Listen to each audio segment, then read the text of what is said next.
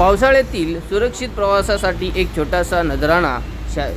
शाळा क्रमांक 1 माध्यमिक विद्यालय खोपोलीतील विद्यार्थ्यांना पावसाळ्याची सुरक्षित राहावं म्हणून याकरता छत्री वाटप करण्यात आली व यावेळी कार्यक्रमासाठी नगरात त्यांच्या वाढदिवस शाळेमध्ये साजरं करण्यात आलं. त्यावेळी खोपोली नगरपालिकेचे नगराध्यक्ष कुलदीपजी शेंडे तसेच दिनेशजी थोरवे, संदीप पाटील व अनेक मान्यवर मोठ्या संख्येने व नगरसेविका या वाढदिवसाकरता उपस्थित होत्या व शाळेचे विद्यार्थी व शिक्षकगण व शालेय स्टाफ मोठ्या संख्येने उपस्थित होते व शाळेतील विद्यार्थ्यांना छत्रीचं वाटप करण्यात आलं. यावेळी अनेक मान्यवरांनी व चाहत्यांनी सिद्धांत शेलार यांना आपल्या अभिषेक सोहळ्यानिमित्त शुभेच्छाही देण्यात आल्या व पुढील वाटचालीसाठी शुभेच्छा देत असताना सर्वांनी जिल्हा माध्यमिक शाळेतील छताभोवती टिपकत असताना त्या ठिकाणी एक चांगली अनोखी भेट आणि आम्हाला नजराणा भेटलं आणि आम्ही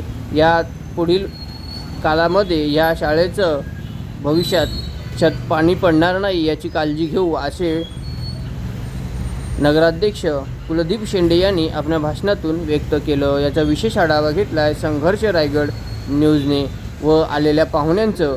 शाळेतील मुख्याध्यापक यांनी सर्वांचे स्वागत केले व तसेच सिद्धांत शेलार यांचंही नगराध्यक्ष कुलदीप शेंडे यांच्या हस्ते स्वागत करण्यात आलं.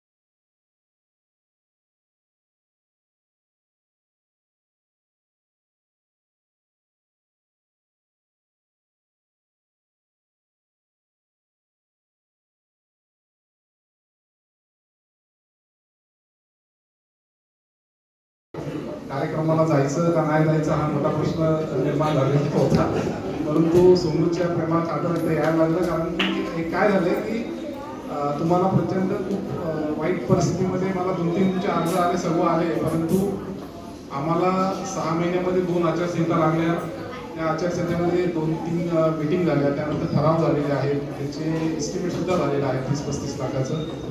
पण त्यामध्ये 2 वेळा गोष्ट अशी आली की आपण 2 कंपन्यांना CSR फंडासाठी पण 2 वेळा येऊन गेलेले आहेत माणसं.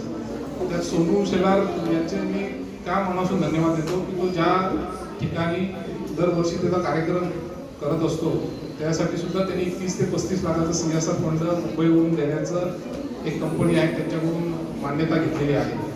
पण आता मला वाटतं ते 2-3 दिवसात आपल्याला अप्रूव्हल देतील असं सांगतायत. जर समजा नाही दिलं तर आमचं एक आता आपलं एस्टिमेट तयार झालेलं आहे. मी विद्यार्थ्यांना सांगतो की पुढच्या वेळेला अशी परिस्थिती येणार नाही की अशी तुम्हाला एखाद्या गळक्या शाळेत गळक्या वर्गात तुम्हाला बसावं लागेल. आपण आता नवीन एक प्रस्ताव सुद्धा, एक नवीन प्रोजेक्टर सुद्धा देण्याचं प्रत्येक शाळेमध्ये करतोय की तुम्हाला एक अद्यावत प्रोजेक्टर आमच्या CSR फंडातून देण्याचं सुद्धा हे केलेलं आहे. त्याचा डेमो तुम्हाला शिक्षकांना मुख्याध्यापकांना देतील.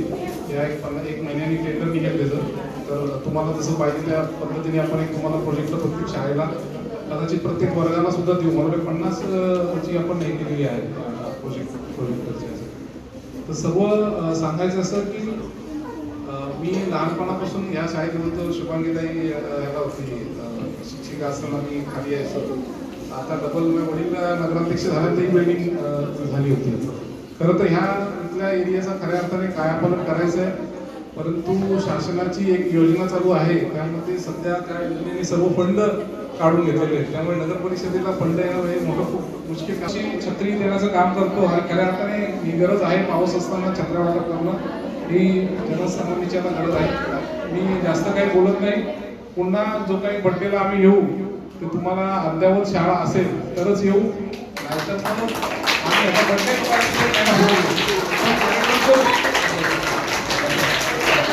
कारण की आम्हाला लक्षात आलं की 15 दिवसात कार्यक्रम आहे पण अजून काय काम झालेलं नाही. ते 1 महिना काम करून मग बड्डेला येऊ परत 1 महिना पुढे घेऊ. तर जबाबदारी आता खऱ्या अर्थाने सोडूनही टाकलेली आहे. त्या माध्यमातून आम्हाला शाळा तरी करण्याचा योग येईल. मी पुन्हा सोनू यांना मनापासून शुभेच्छा देतो. आणि त्याच्या इच्छा आकांक्षा सर्व पूर्ण होत मामांचा आशीर्वाद त्यांच्या पाठीवर सदैव असणारच आहे. मी पुन्हा धन्यवाद देतो. जय हिंद, जय महाराष्ट्र.